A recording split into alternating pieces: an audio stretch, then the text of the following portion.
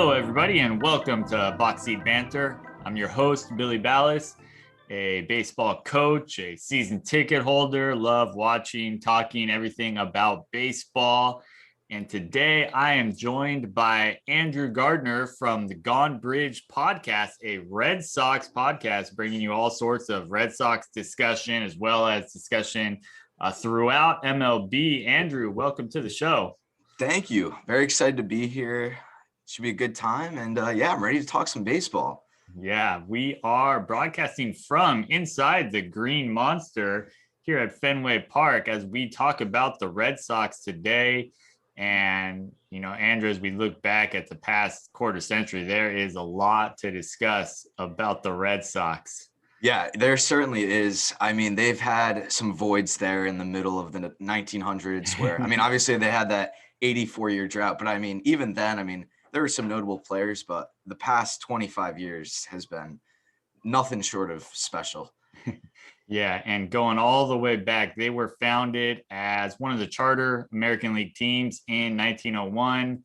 Originally as the Boston Americans. They first became known as the Red Sox beginning in 08. And then shortly after 08, they moved into Fenway Park in 1912. It's the oldest current ballpark, along with Wrigley Field. It's like the two kind of classic ballparks that have stood the test of time. Andrew, what's it like attending a game at Fenway? It's something special. It's weird. I've been to more modern parks, and you drive down and you see them from miles away, and it's this big, grand, welcoming to the stadium. But Fenway's weird. It's right in its little neighborhood. You walk by it, and it looks just like another building. And once you get inside, it's like it's shocking. You're like, where did all of this come from? It's awesome, but no, Fenway is the best. It's kept all of its old charm. And we were talking a little bit before we started about the updates to Dodger Stadium. And yeah, they've made a lot of updates, put in new video boards, they put in a new press box, but it still hasn't lost that charm. You can still sit in the grandstands and there will be a pole right in front of you, and you got to turn your head one way to watch the pitch. And then if he hits it to the outfield, you got to turn your head the other way. So it's still quirky, but I love it. It's the best place to catch a game. Yeah, it's again, in prior episodes talking about some of, some cities and their new ballparks, and the ballparks that they replaced, were in that era of Fenway Park. But it is nice. I'm a purist. I'm a traditionalist. I like to see these old stadiums. I have not seen a game in Fenway yet. Hopefully able to do that sometime soon. Hopefully fans are allowed back in and we can get out there again. Yeah, definitely. But yeah, it's, because like Tiger Stadium, I know, is one that comes to mind as an old park that didn't get the treatment. So it's very nice to see Fenway still standing and to have that treatment. They've put the seats there on top of Fenway, or on top of the Green Monster. They've put video boards in, so they have made some nice renovations and to modernize it. Because I think at one point there was talk about building a new stadium, wasn't there? Yeah, there was a push, I think in the early 2000s, a little bit before my time as like a Red Sox fan. But there was a push to build a new stadium and kind of move it down towards the river a little bit more in Boston. And obviously that didn't go through, which was great. And I think that was kind of like the last push that anybody could make to replace Fenway. I think it's past the point now where like if you say tear down Fenway, people look at you with four eyes like, no way. So but yeah, no, there have been pushes in the past, but it's here to stay, which is great.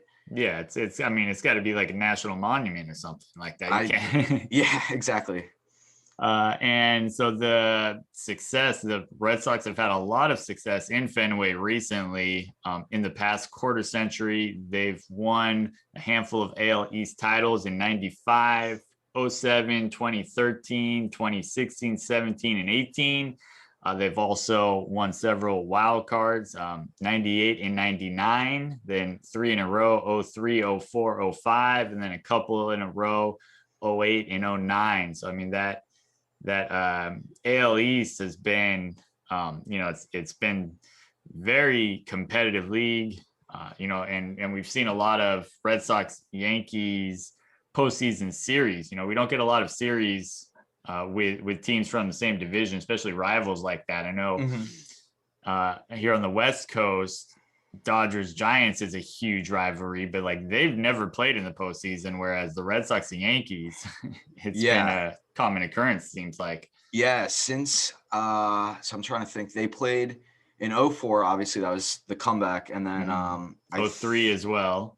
'03, yeah, '03 was the heartbreaker, the Aaron Boone home run. And then and then '18 they played in the division series, which was fun again. Because honestly, the rivalry the last, I would say, decade has felt kind of dead. I feel like in '04, like '03, '04, like it was just different. I mean, you had Pedro throwing Don Zimmer to the ground. You had Varitek and A-Rod, fighting in the game.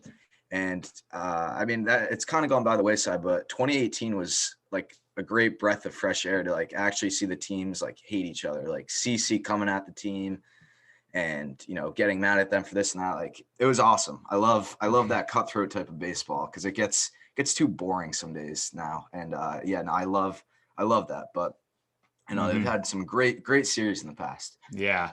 And so they did not win the pennant there in '03, but they did in '04, which was their first pennant of this quarter century when they came back from that 3-0 hole. They also won the pennant in '07, in 2013, and 2014. They've got 14 total AL pennants in their history.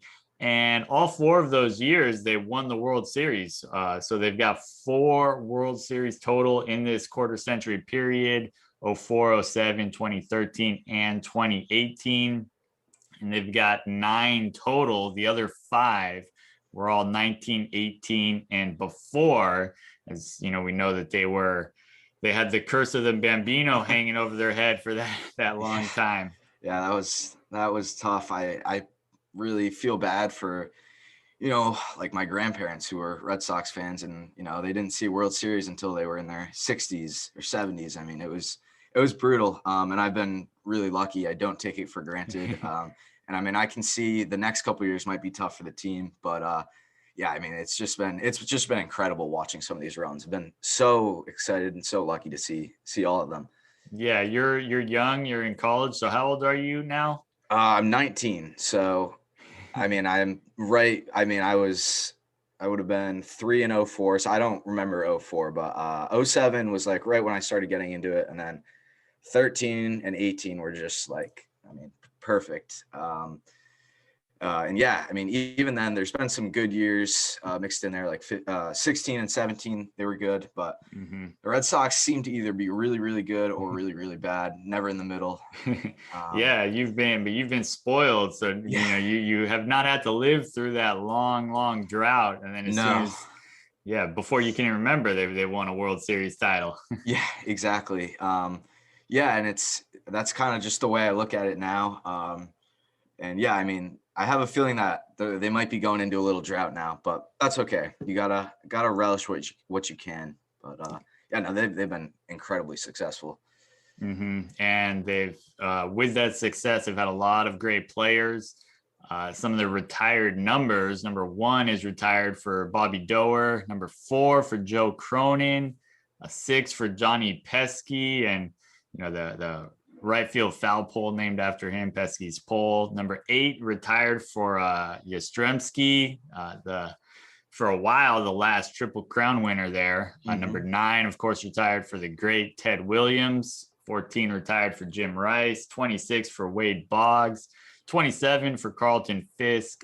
34 retired for David Ortiz, Big Papi. And number 45 retired for Pedro Martinez. And of course, 42 retired for Jackie throughout baseball. It's got to be nice to, walk into Fenway and see those retired numbers there. A lot of history there with the Red Sox.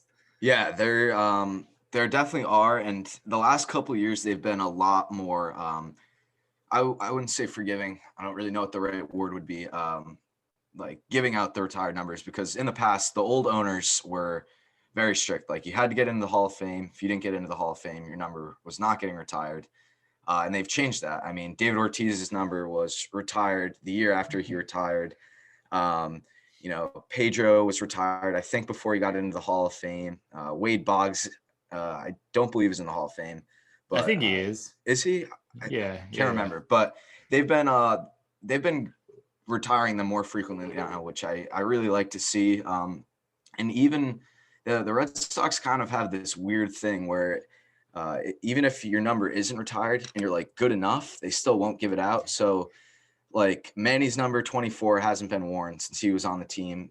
Clemens 21 hasn't been worn since he was on the team. Same thing with like Wakefield, Veritek. So it's kind of weird that they do that, but yeah, they take it very seriously. But yeah, no, I love seeing those guys' numbers up there. It's awesome. Yeah, a lot of history there. So we will look at some of the recent history here in the past 25 years coming right up. Andrew, you are one of the younger guests I've had on the show. So this trivia question, it might be it's testing your research ability, I guess, if how much history you know, as opposed to some of the other people who may have lived through it. So we'll see how you do on this. We will definitely, yeah, we'll see. No guarantees.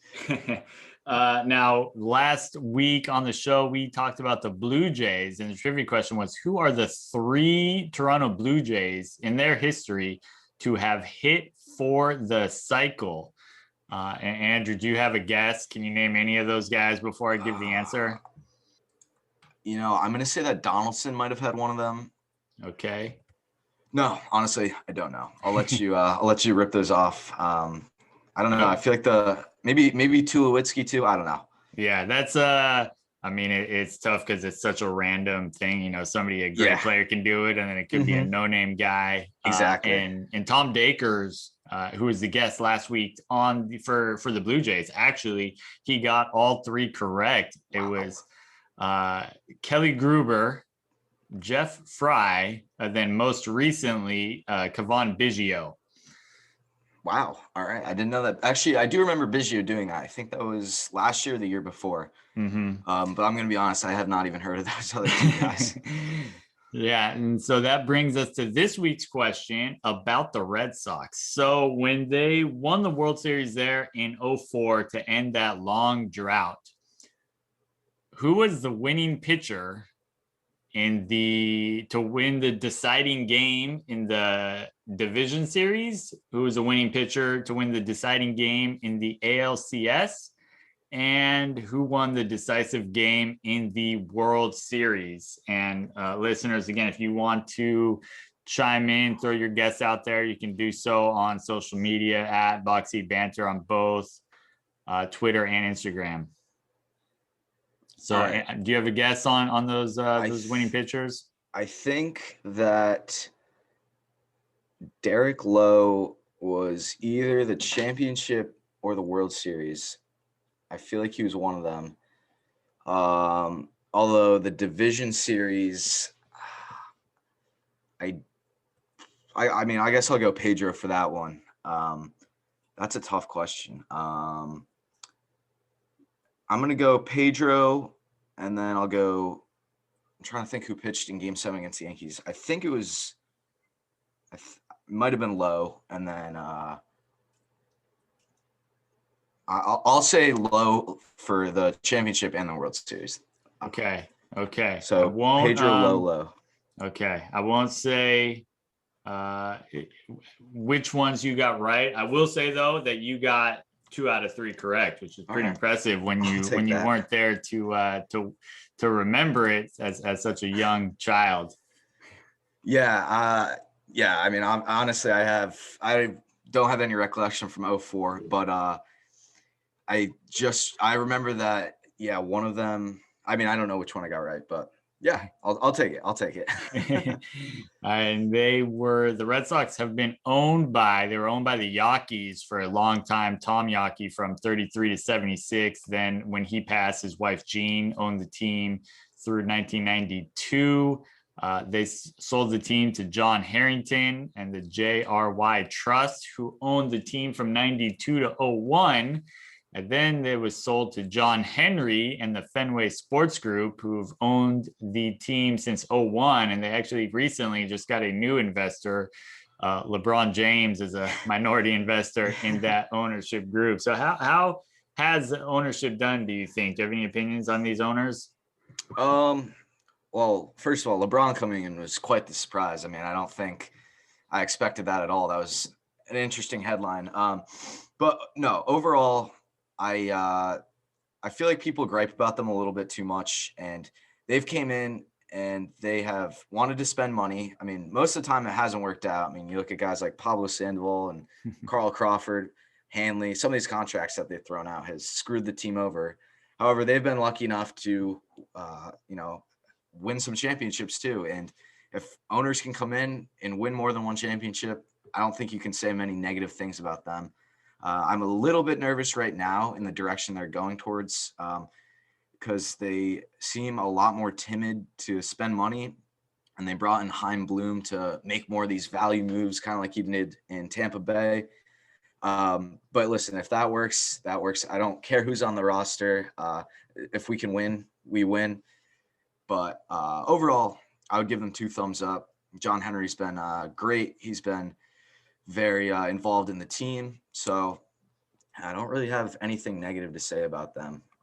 And they've also been really, really invested in Fenway too. And we talked about some of those upgrades that they made. But no, they have looked at the Red Sox more as a part of Boston rather than just a business, which I think is important. Yeah, I know that they've had some tear downs here, which we may get to later on in the show. And they've traded away some big players in an effort to save money, which I can understand is a disappointment, but it's hard to argue with the results. I mean, 4 World Series titles going back to 204, 3, they won 3 recently in the past decade, and 13, actually going back to '07. So, but yeah, so I think it's, you get spoiled there with those, and then when they're not winning, it's disappointing. So yeah, I think when you really take a step back and look at the results, you can't really argue with what ownership has done.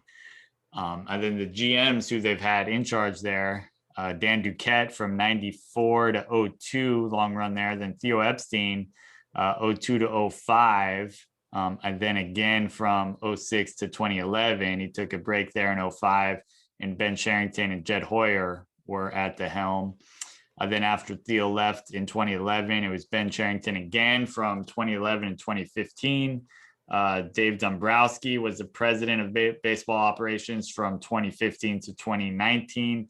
Then the name you just mentioned, Chaim Bloom, the current president of baseball ops, has been there since last year, since 2020. What are your thoughts on these guys? It's interesting. They've all kind of had their own little run of success there. I mean, Chaim hasn't been here long enough to really, I think, showcase his talent, because I think he's incredibly smart, and I think that he can make some great moves. It's just going to be about whether they work out or not, because a lot of them are gambles. But looking back, I mean, Dombrowski did what he does with every team. He went out, he traded prospects. We got Kimbrel, we got Sale.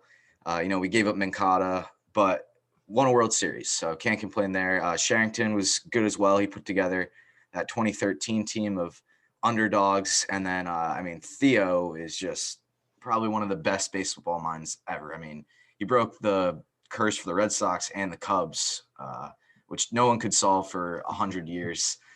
So yeah, no, they've been incredibly lucky. Some of the managers haven't worked out as well as the GMs. But yeah, the GMs each are here for like 5 or 6 years. They win a championship and then they head out. But no, overall they've done a good job. And some of the moves have been kind of questionable, but at the end of the day, it seems to work out. So I can't really complain on it. All right. And those managers you mentioned that have not always worked out as well, I've got a little fact about them, and see if you can identify the manager from that fact. And so we'll go back before you were born here, starting off here as we look back, going back to '95. This first guy was a high school teammate of Robin Yount at Taft High School, which is in Woodland Hills in the LA area. I mean, it's got to be a pretty good team when you've got a future Hall of Famer in Robin Yount, and then another guy who went on to manage in the big leagues. Do you know who that manager would be? 95. Honestly, I do not. That was Kevin Kennedy, who was there for a couple years, 95 to 96. After that, they had somebody who was fired during the season at all three of his managerial stops. So I've had him on the show before, talked about him. So I think it may have had some better little tidbits about him before digging deep on this one. Fired during the season and all three of his managerial stops, despite having a career winning percentage over 500 with each team. It's another tough one. And he was, what years was he there? So he was there from 97 to 01. So that was right before Grady Little. That one I don't know either. That was Jimmy Williams. Okay. Yep. And then their next manager was he managed in the minor leagues before managing in the major leagues. He managed the Durham Bulls from 88 to 91. And that was the time when they were filming Bull Durham, and he served as the baseball trainer for the movie Bull Durham. Really? Yeah.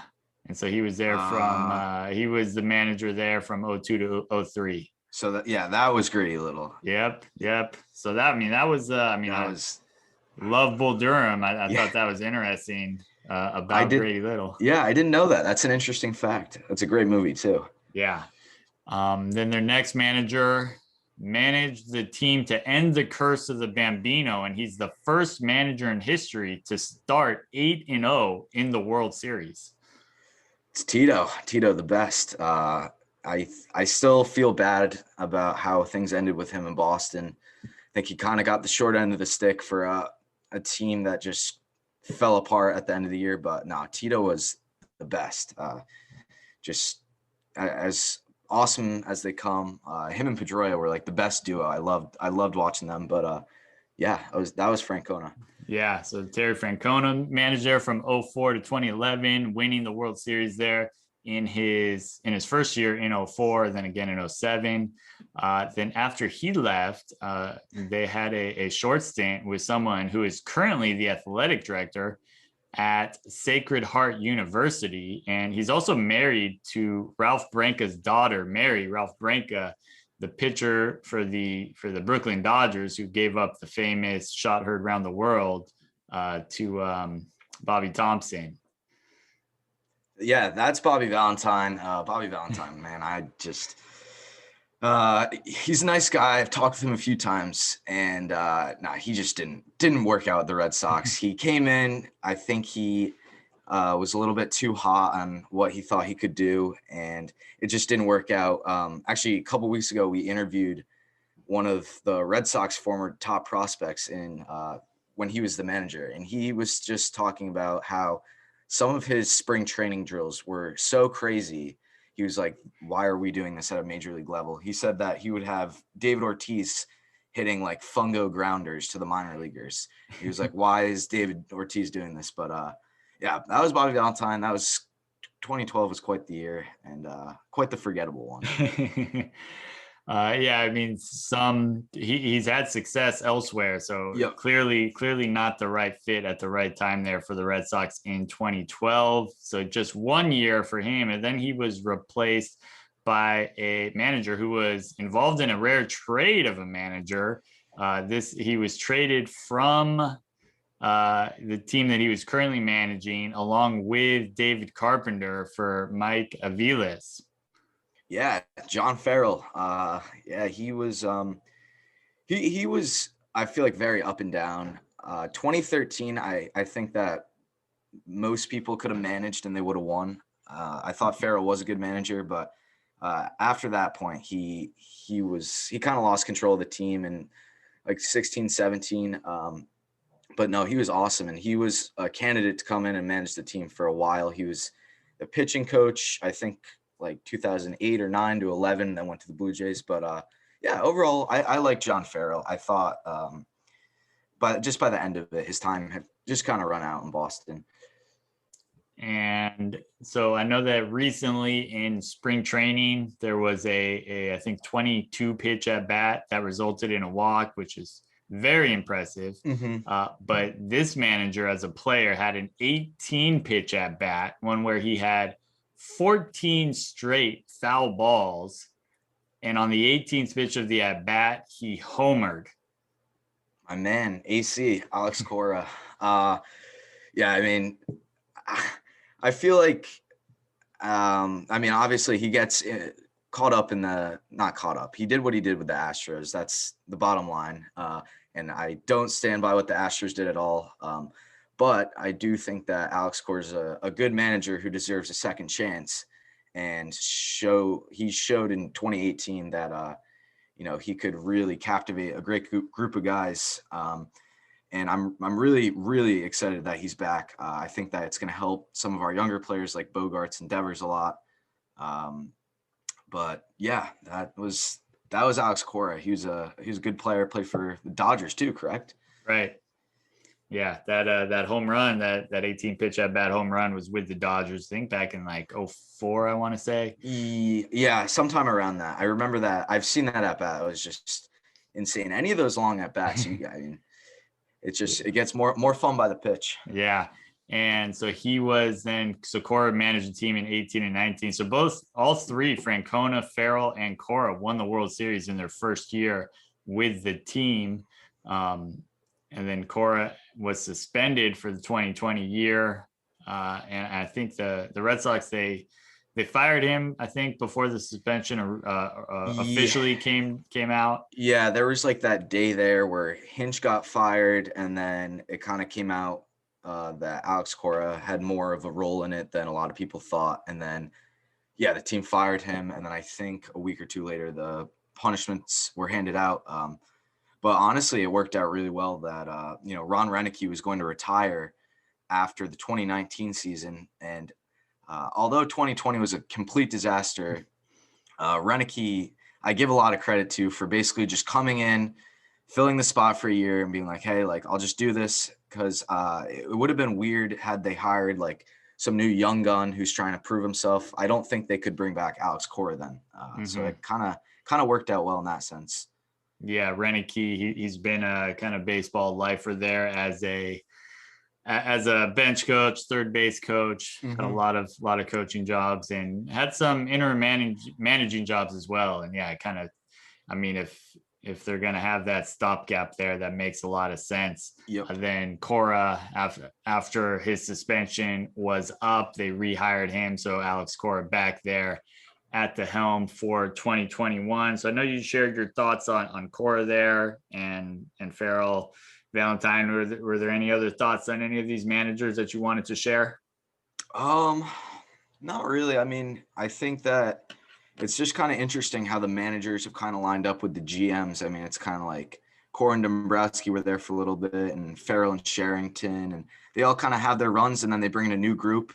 And that's what I give the ownership props for, is that they made the right decisions for the guys who actually matter. Because some of these teams, the reason why they are kind of not very good for year after year is because they don't make good hiring decisions at the top of the ladder. So overall, besides Bobby Valentine, they've all done pretty well. And hopefully Cora can reignite some of that magic this coming year. Yeah, and it's funny going back to, looking at 03, that they lost that Game 7 of the ALCS to the Yankees when Grady Little was there. He left Pedro in for too long there. And we've kind of, reached the opposite of that this year, as we saw. And, Kevin Cash pulled out Ian Snell perhaps too early. So it's funny looking at that, now that was in 03, then they won the World Series the following year in 04. So Red Sox fans were able to get over it, and you didn't really experience that since you were so young. You didn't have that, and I don't know if I guess Twitter and was social media was not a thing back then. But it's funny looking at, do Red Sox fans still talk about that? I know your kind of generation wouldn't really. I've seen it firsthand, so maybe not have talked about it. But you guys, is it still talked about there in Red Sox Nation? Short answer, no, because that was, I mean, I hear stories from family members and it was just like, they got so close and it was just like ripping their heart out. Short answer, no. However, when Aaron Boone got hired, it kind of sparked a lot of media attention with that. And I still stand by. I think Aaron Boone is a great manager, but I do think that if he doesn't hit that home run, that doesn't ever become a MLB manager. But no, I think with our success, we've kind of just been like, it's kind of been easier to put to bed. But yeah, no, that was a painful moment. Yeah. And, but we'll talk about some more highlights here in the past quarter century as we look at the roster that I've assembled for the Red Sox coming right here. Andrew, let's look at this Red Sox roster that I have assembled for the past quarter century. And just a quick reminder to our listeners how the roster is assembled. Go back 25 years. So the time frame is from 1995 to 2019. You pick one player per year. You get that version of the player. You cannot repeat players, and you must form a coherent roster. So we'll start off at catcher, and we're going with Jason Varitek from 03. The captain hit 25 home runs, OPS 120. He was an all-star that year, above average with a stick and a great leader there for the Red Sox. At first base, Kevin Youkilis, the Greek god of walks from 09. He was worth 6.6 wins. He had 77 walks that year. 27 home runs at an OBP of 413. So great on-base skills there from Youkilis. At second base, Dustin Pedroia, it has to be him. 6.9 WAR. He led the league in runs, hits, and doubles with 118, 213, and 54 respectively. He was the MVP that year, an All-Star, Gold Glover, and a Silver Slugger. At third base, Adrian Beltre, I believe his only year there for the Red Sox, signing that one-year deal after he played in Seattle. That was in 2010. He was worth 7.8 wins, led the league with 49 doubles, drove in over 100, also hit 28 bombs, hit 321. He was an all-star and a Silver Slugger. And at shortstop, John Valentin from 1995, impressive year. He's worth 8.3 wins. He drove in over 100. He was a Silver Slugger as he hit 298, 399, 533. He OPS plus 138. So, I mean, not the first guy I think of when I think of Red Sox shortstops, but an impressive year there. Andrew, what do you got on any of these guys? I mean, obviously Varitek was just nails behind the plate for so many years. Pedroia was also unbelievable for so long, and I wish he could have played for longer, but I mean, he gave it up every day on the field, which was kind of the reason why he couldn't play for much longer. And then Beltre, I love that 1 year having him. I don't really think that I realized how good he was that year, but no, he was unbelievable. And the Red Sox made quite a mistake not bringing him back. I mean, the fact that he went on to have a whole another tenure with a team that was good enough to have his number retired afterwards stinks. But no, I love Beltre. Uke, classic again. Loved watching him. The unique batting stance. He found a way to get on base. I mean, he had his name dropped in Moneyball as well. And then John Valentin, I don't have that much on. I never watched him play. But the Red Sox have had a great group of shortstops since he was on the team. But no, overall, a very, very solid infield. Yeah.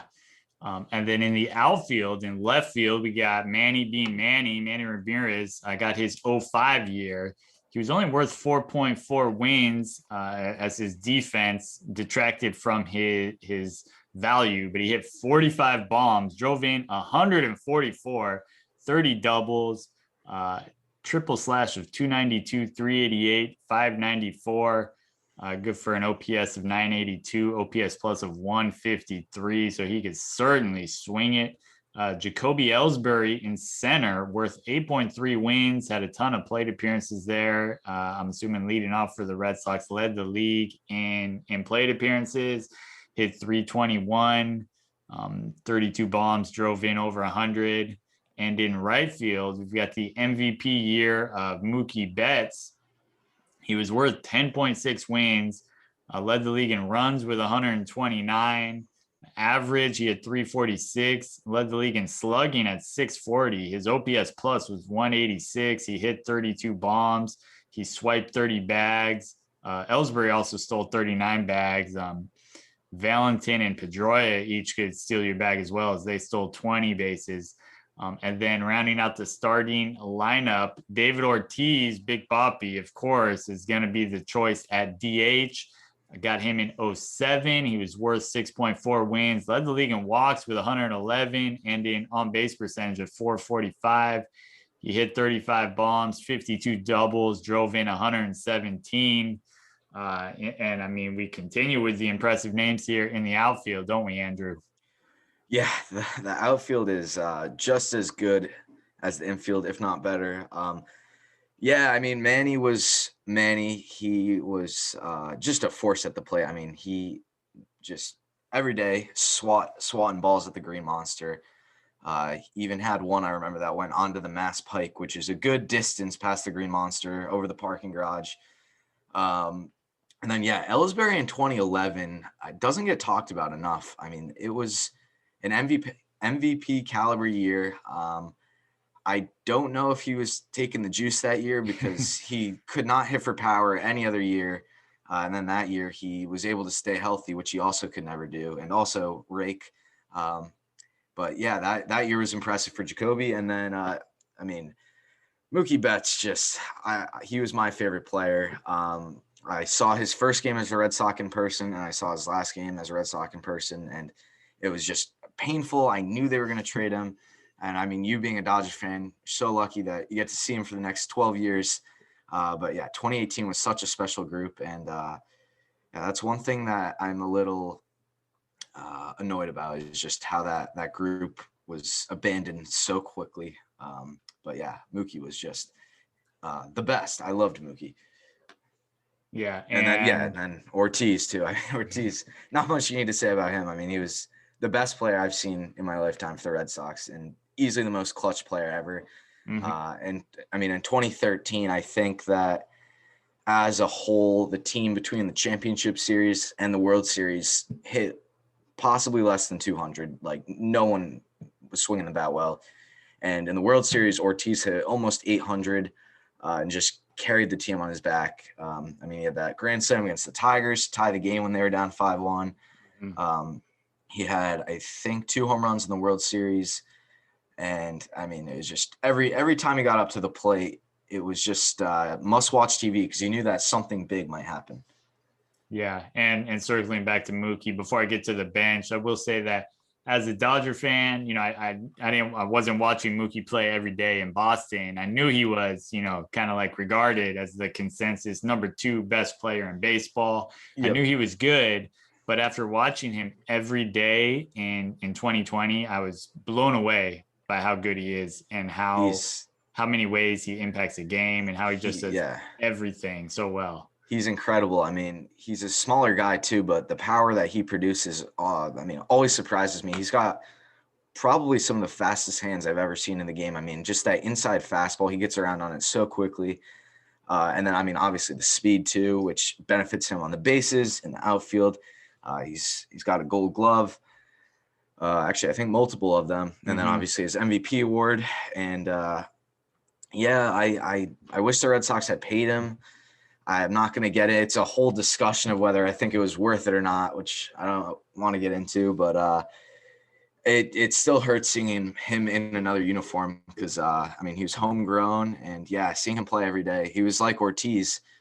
You just knew that something magical could happen. I mean, he arguably in 2018 had like the one at bat that It was against the Blue Jays. I think it was like a 15 pitch at bat, and hit a grand slam to take the lead late over the Blue Jays. And that was like the moment I knew they were going to win the World Series. He was just such a catalyst for that team. And yeah, generational player that we no longer have. But yeah, Mookie was just unbelievable. We'll take care of him well in LA. Yeah, don't worry. I believe it. He's already got another ring out there. So yeah. Then as we get to the bench, we've got another player who had a great career in Boston and also played in LA. Nomar Garciaparra from 1999. He was worth 6.6 wins, led the league in batting, 357, which is impressive as a shortstop. Drove in over 100. Not a lot of walks, 51 walks, as Nomar notoriously known for swinging early in the count at that first pitch. At first base, Mo Vaughn from 98, he had 40 home runs that year, drove in 115, 337, 402, 591, triple slash. The Flying Hawaiian Shane Victorino in the outfield from 2013. Great defense out there as he won a Gold Glove. He was worth 6.6 wins overall. He could swipe you a bag as he stole 21 bases. He hit close to 300. And then the backup catcher, Sandy Leon from 2016, worth just a hair under 3 wins. Had a solid average, 310, 369, 476, triple slash. So before we move on to the pitching staff, you want to share any thoughts on any of these guys? Yeah, Nomar, real quick. I mean, he's another guy kind of like Francona, who he doesn't ever come back to Boston. And the way that the Red Sox have treated some of their players on the way out has been tough. And some of those relationships aren't the best with former players. And Nomar is one of those guys. But he was great on the field. And I also have to thank Nomar because he was the reason that our podcast got noticed by some of the Barstool Sports Red Sox guys, because we were debating in our first or second episode, like Jeter versus Nomar, and we were just having fun with it. And I mean, I didn't really watch him play, but I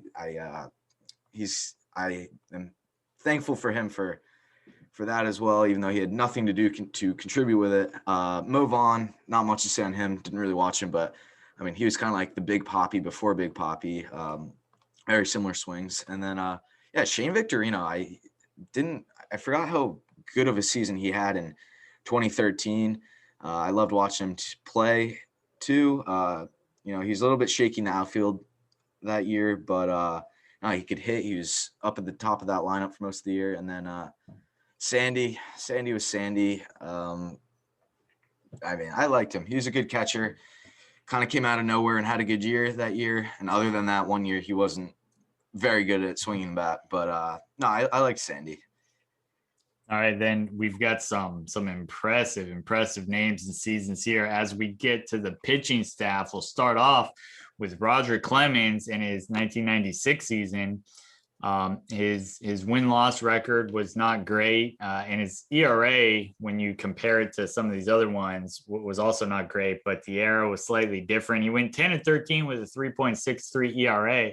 However, his ERA plus was 139, so 39% better than league average. He had 6 complete games, 2 shutouts, over 240 innings. He led the league in strikeouts with 257 and Ks per 9 at 9.5. Then Pedro Martinez's incredible 2000 season.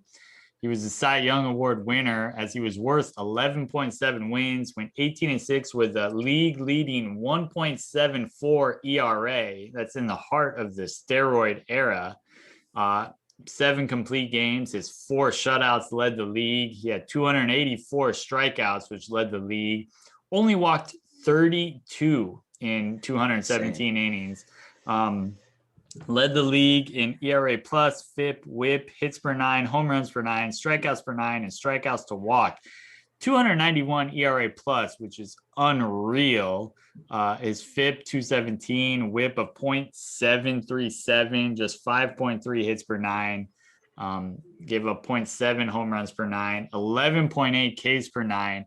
and almost 8.9 strikeouts to walk. Unbelievable. Derek Lowe in 02 had a great year. He's worth 7.3 wins, 21-8 with a 2.58 ERA. The ground ball machine only had 127 strikeouts, but he kept it in the yard there and on the ground. Curt Schilling in 04, the year of his bloody sock. He was worth 7.7 wins, led the league with 21 wins as he went 21-6 with a 3.26 ERA. His 5.8 strikeouts to walk also led the league. Then rounding out the rotation, Chris Sale from 2017. He went 17-8 with a 2.9 ERA. 308 strikeouts led the league. He also led the league in innings pitched at 214 and a third, FIP at 2.45, and his Ks per nine at 12.9. Somehow his 7.16 strikeouts to walk did not lead the league, unless I have a mistake there. But yeah, another impressive year with a ton of strikeouts from Sale. So I mean, wow, these are some impressive seasons here from the starters.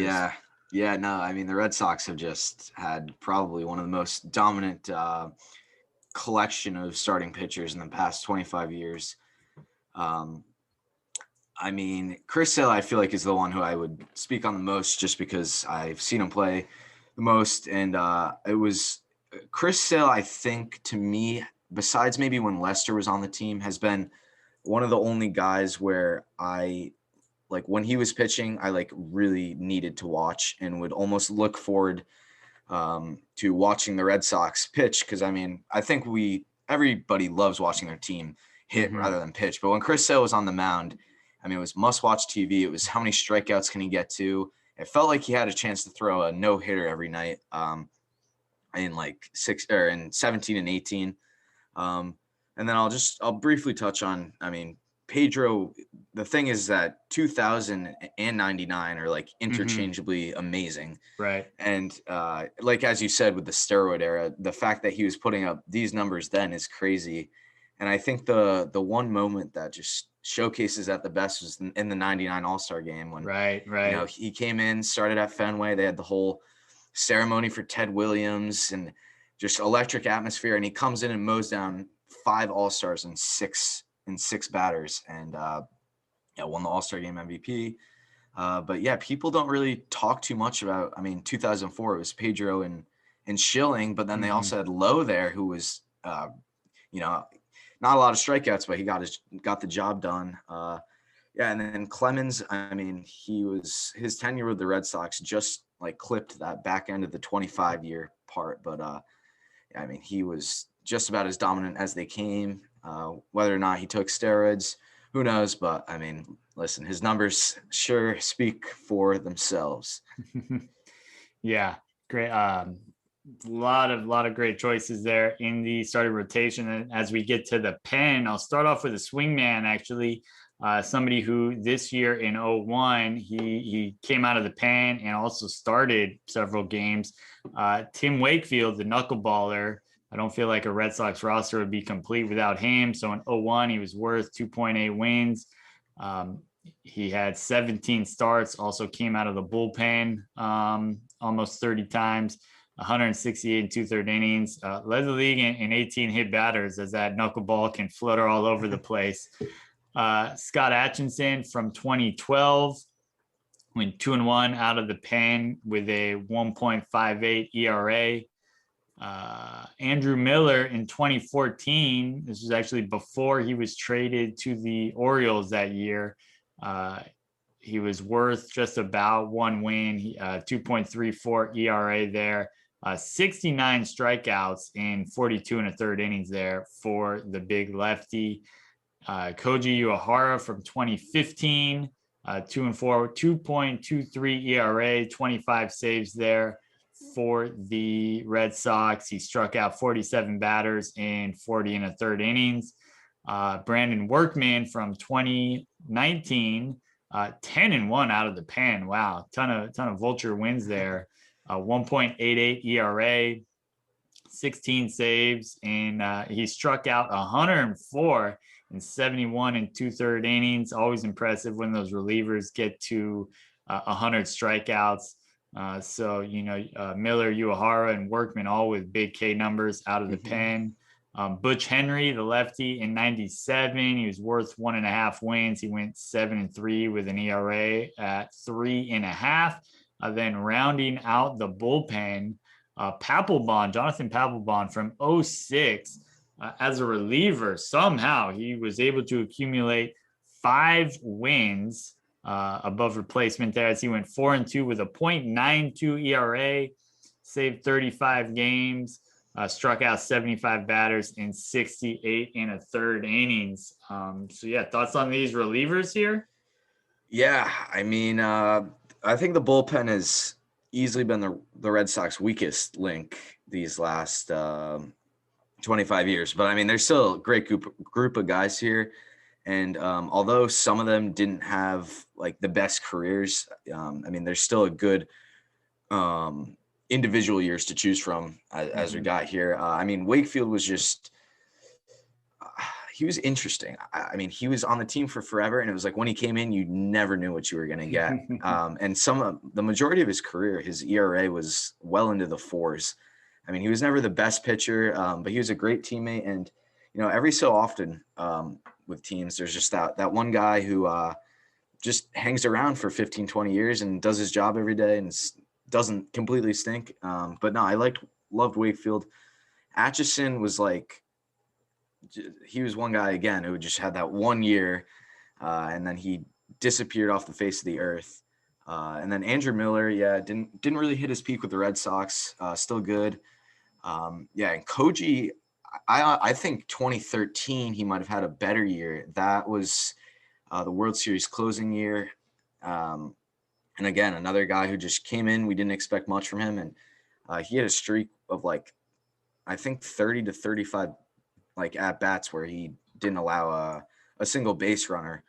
And then, quickly, I'll just say, Workman was great last year.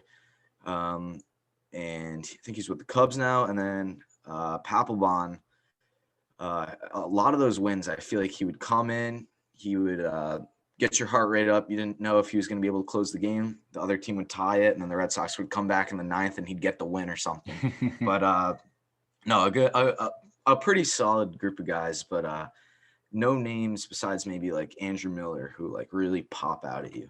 Mm-hmm.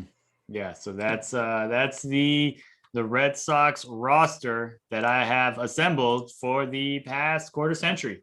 I like it.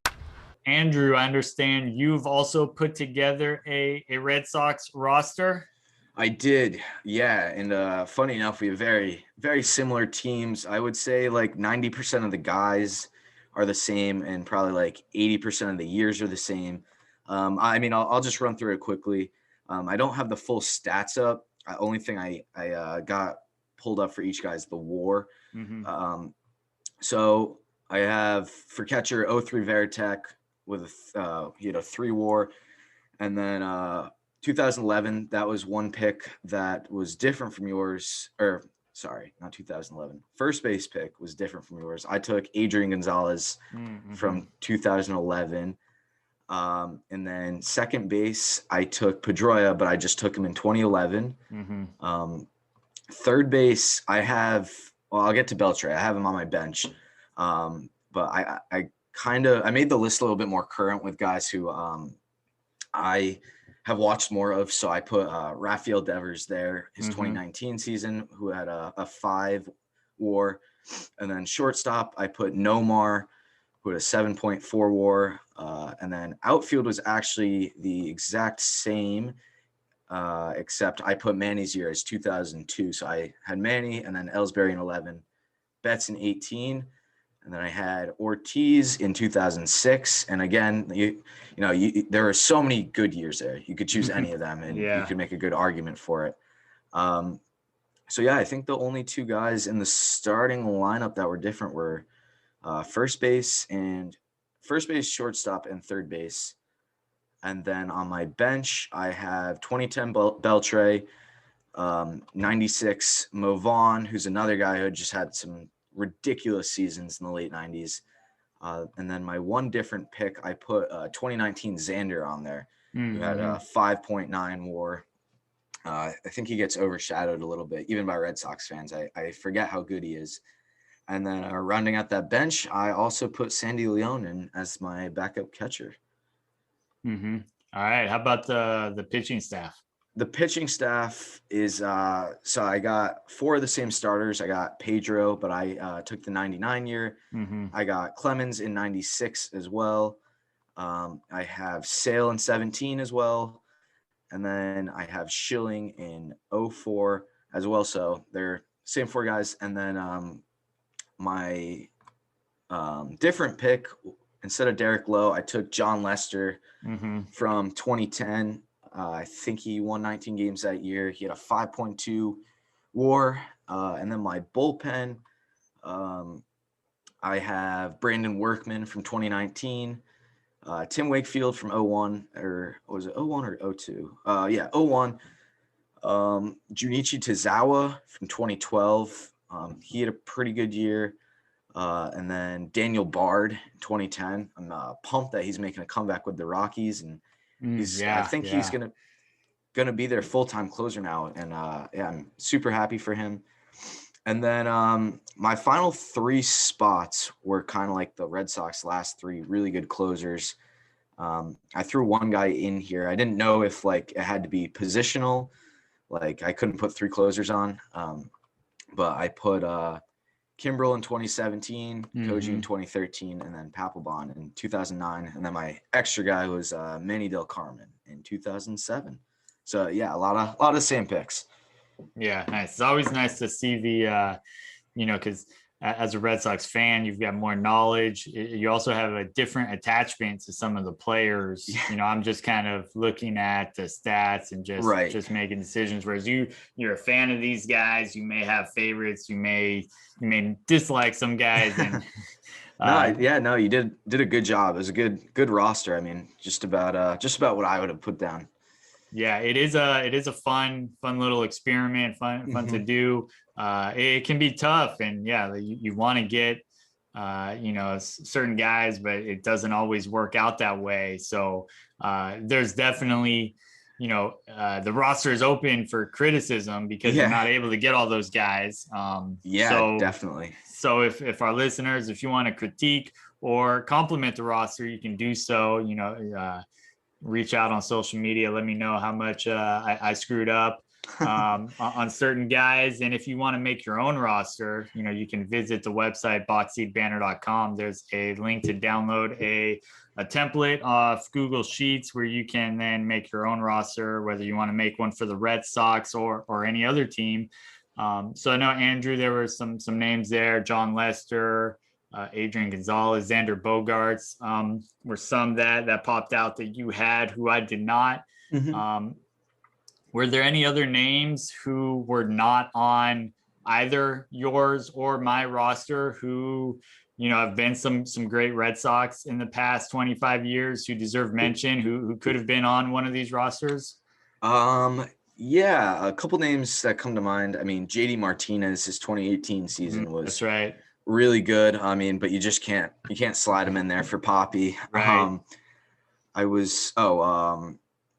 Actually you had Youkilis on your list. So, we touched on him. Pitching wise, I mean, Beckett had a couple good years, just not good enough. Lackey had, I think, one really good year. And then, I mean, Porcello had his Cy Young year in 2016. That's right. Honestly, the wins kind of carried him there. I think he had like 23 of them. Whenever he pitched, the Red Sox would put up like double-digit runs. Christian Vasquez had a good 2019 season at catcher. Actually, I probably would have slotted him in there at the backup catcher. Other than that, no, it was pretty solid list. No one else really comes to mind as being like left off I mean, there have been good players, but none that like are deserving of sneaking into the list. Yeah, I think Johnny Damon and Bill Miller. They were both big on that 04 team. Were guys who I just remember them so much again because of that team. Definitely. Yeah, you had Lester. You just mentioned Beckett. I think you had Adrian. And then probably not deserving of being on a team, but somebody who signed a huge deal with the Red Sox, who, when signing a deal like that, you would expect to be able to be on one of these, was Carl Crawford, who you mentioned earlier, talking about the GM's disappointing tenure there in Boston. But yeah, those were the names that I came up with. Agree with all of those. They've had, I mean, with a team that has had so much success, there's going to be so many great players who missed the cut. So it's tough to get them all on here. Whereas sometimes other teams, it's a stretch, finding 25 great players. Whereas this one, it was tough limiting it to the 25-man roster. Yeah, definitely. Although I will say it was an easy pick not to put Pablo Sandoval on here. Can't stand Pablo Sandoval. But, there have been a lot of really good players. Yeah. So those were the ones we had trouble with. And listeners, if you want to chime in again with any of your criticisms, any comments, any other names that maybe missed the cut, or if you want to go ahead and make your own roster, you can do so and let me hear all those comments on social media. Andrew, every week we open it up on social media for a Q&A section. So listeners, again, make sure to follow there on Twitter and Instagram to get your questions in each week. And not surprisingly, having several listeners in LA, I've got a question regarding a big trade between the Dodgers and Red Sox. Chris Kirk, he asks, it seems like the deadline blockbuster deal, which is sometimes referred to as the Nick Punto trade from 2012, set up both the Dodgers and the Red Sox for sustained success. That was when the Red Sox traded Nick Punto along with Josh Beckett, Adrian Gonzalez, and Carl Crawford to the Dodgers. They didn't get a lot of return in terms of players, but they freed up a lot of money.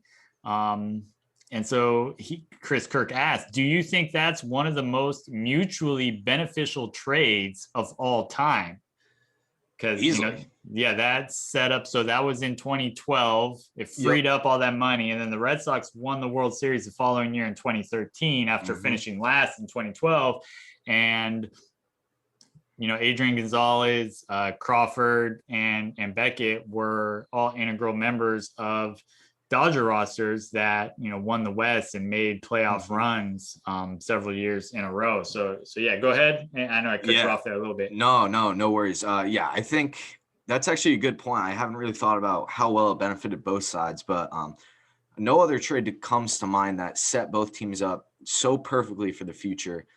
So I would say definitely. And I can guarantee you if the Red Sox don't make that trade, they're down a World Series. They're not winning 2013.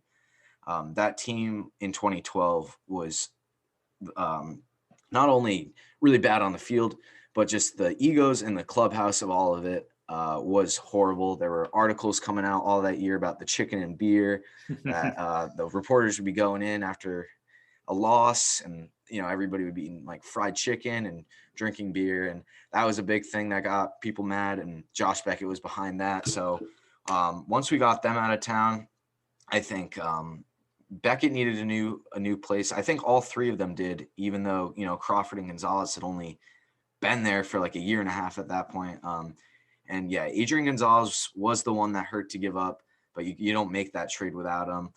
And he helped the Dodgers a lot. And then the Red Sox got Loney back, who played only a handful of games. And then they got Alan Webster, who pitched a little bit in 2013, Ruby De La Rosa, but no one crazy.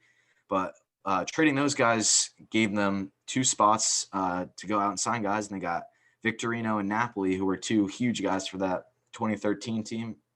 And then they were able to trade for Jake Peavy in 2013. So yes, I would definitely say that both teams were very, very benefited from that trade.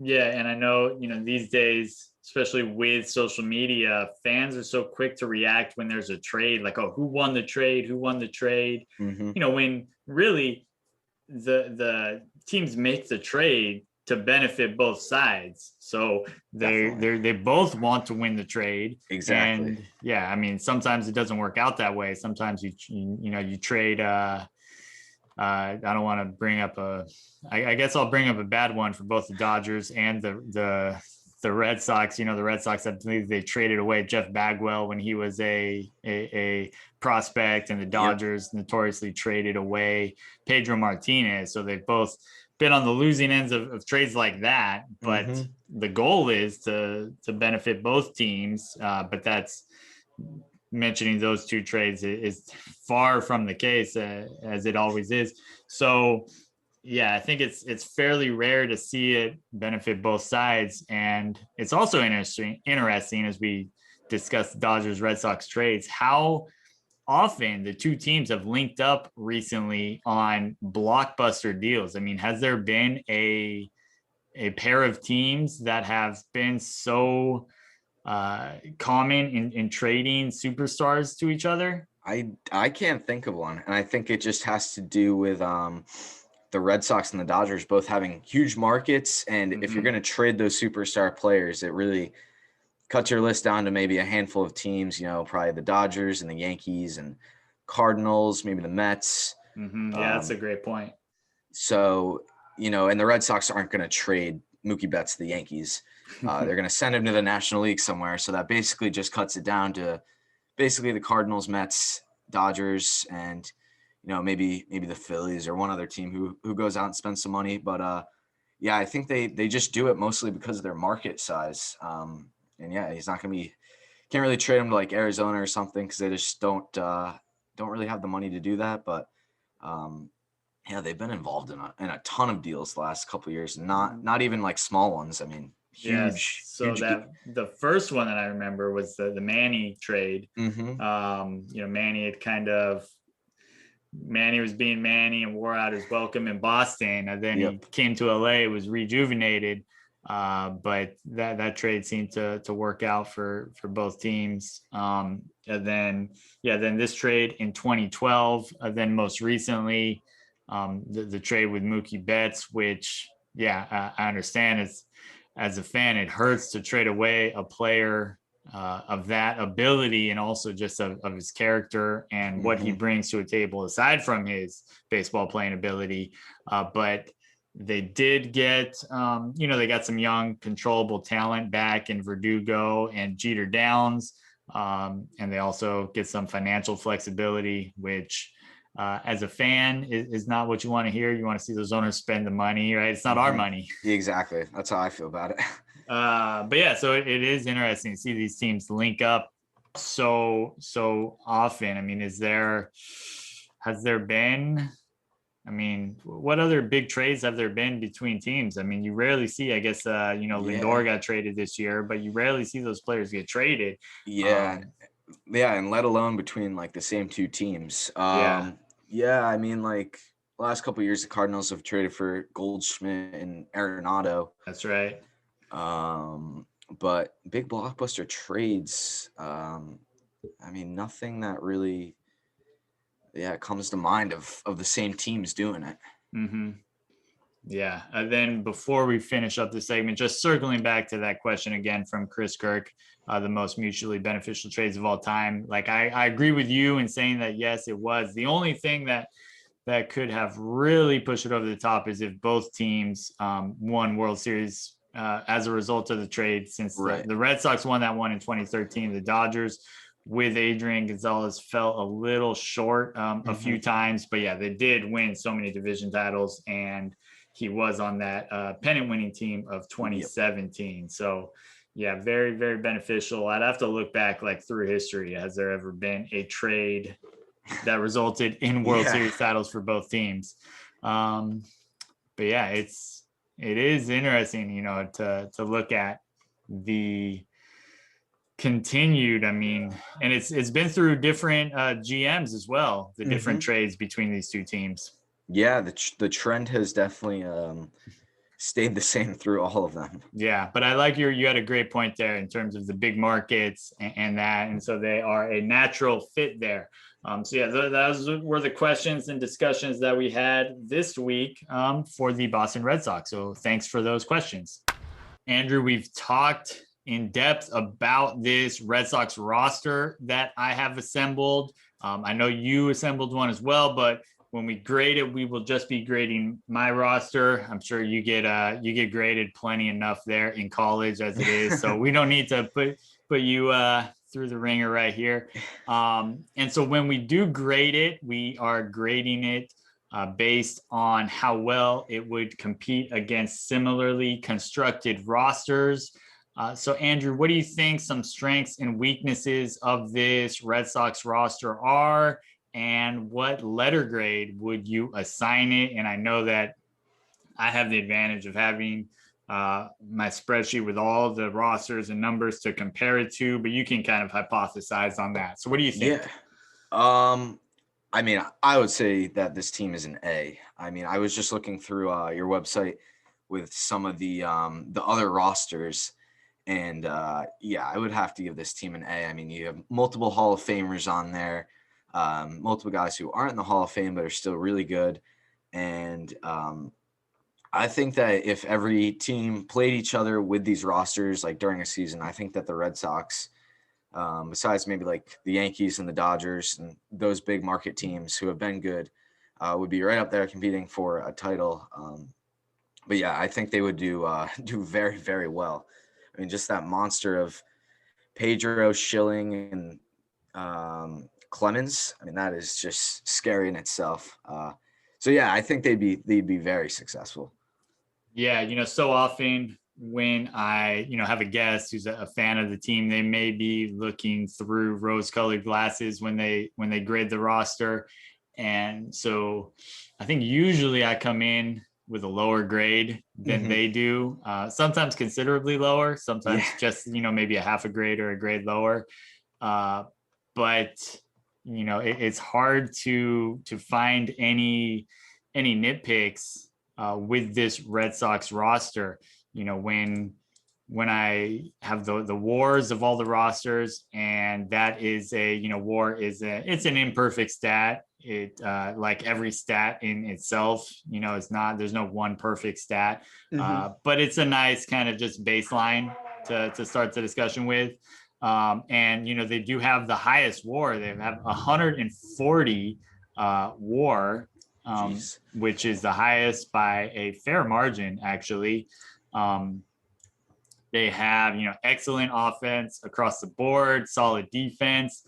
If we're going to nitpick, catcher might be the one position that's lacking. But, Varitek brings so much to the table and X factors and his leadership ability that, it kind of makes up for, not having huge offensive numbers. Definitely. The rotation is phenomenal. As you mentioned, trotting that staff out there is just unreal. Pedro's either his 99 or 2000 season, whichever you're going with, is, like, how can you beat that? Again, if we're going to nitpick, maybe the bullpen, again, is closer to average as opposed to being as great as the staff is. You do have some big seasons there, but maybe not as deep. So maybe there's a couple guys there who, but again, I mean, we're splitting hairs here. Yeah, exactly. And it's arguably the best roster. So, I mean, I have to agree with you and give it an A. There's really no other way to look at it. And, when it's kind of what you would expect too with a team that has had the success winning those 4 World Series titles and kind of spaced out too. So they've had plenty of talent throughout. So yeah, I mean, we're in complete agreement there. This is an A roster for sure. Absolutely. Andrew, it has been fun discussing the Boston Red Sox with you. So thank you for joining the show. And before you go, just, what are your final thoughts that you want to share with us about the Boston Red Sox? Yeah. So first things first. Yeah. Appreciate you having me on. This was a ton of fun. But about the Red Sox, I mean, I would just say that I think 2021 could be an interesting year for them.